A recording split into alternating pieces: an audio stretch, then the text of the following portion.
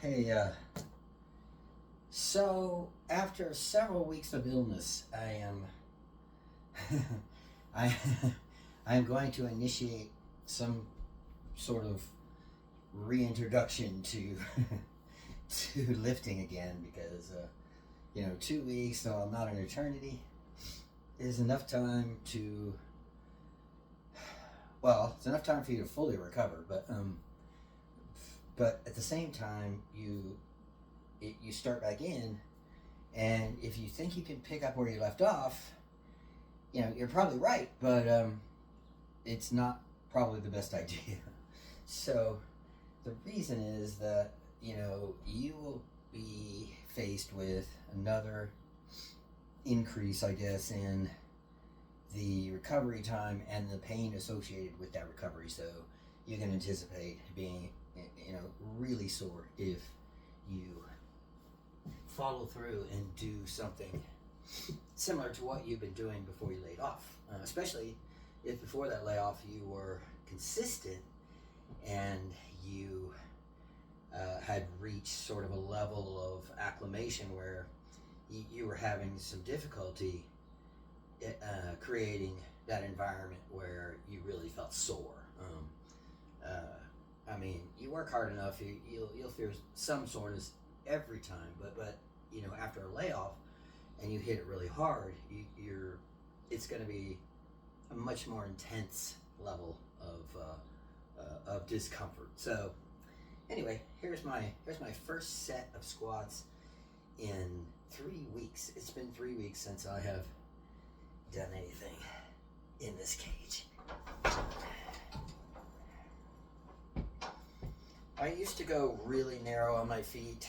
I tried a sumo thing one time, and all it did was incapacitate me. I had so much low back pain I couldn't get out of bed. So I don't know, about shoulder, and I try and go at least parallel. So of course this is the first one of after weeks, so it's gonna be sloppy.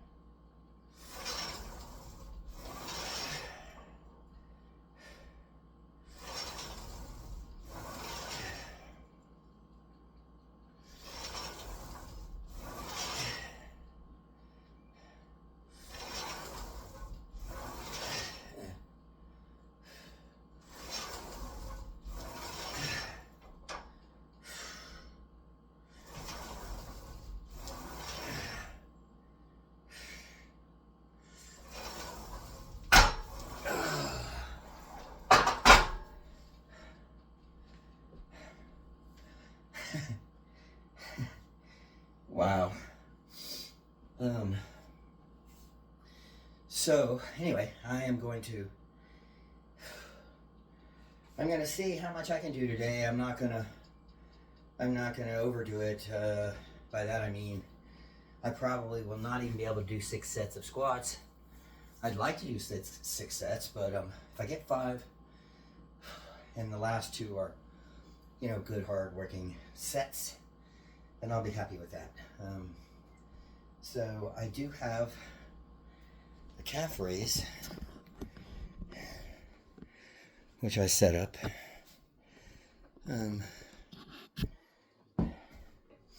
It is a seated, and I just read an article that said the seated calf raise doesn't really target the gastrocnemius, calf muscles. It's more for like a soleus, which is really on the side. So I don't know if I really buy that.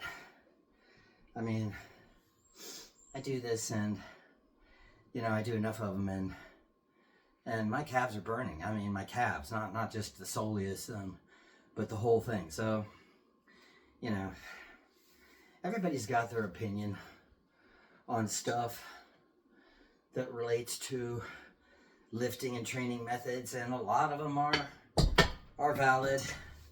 Well, many of them are valid, and you know, would be true at any given point in time. But there is no, you know, I say that, and then I suppose it's possible for somebody to set up a regimented sort of, you know, collection of exercises involving the various body parts, and you know, in essence, do, you know, the same thing more or less the same way every time, and still make significant progress. But you know, progress is relative. I mean, it depends on what you're looking for. Are you trying to be like a Ronnie Coleman or something, or are you just looking to be like, you know, just athletic looking and muscular, but not necessarily, you know, a bodybuilder type muscularity, or do you really care and you're just toning? You know, it just depends on what you're doing, is in what you're anticipating accomplishing that determines how you go about doing it. But there's no one fixed path to muscularity. The one fixed path is to, you know, either buy weights or join a gym and start lifting them. You know, until you start picking things up and actually testing yourself and pushing your muscles, you know, nothing's going to happen. So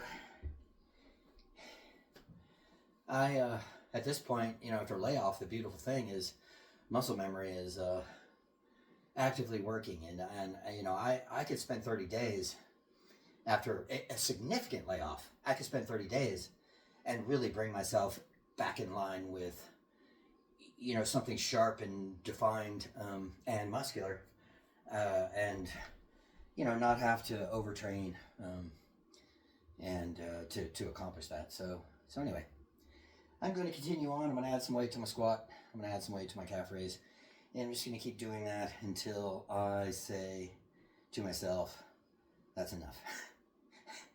And tomorrow I'm just going to do, for my upper body, after this layoff, all I'm going to do is a dumbbell chest press on a bench, and a seated row on my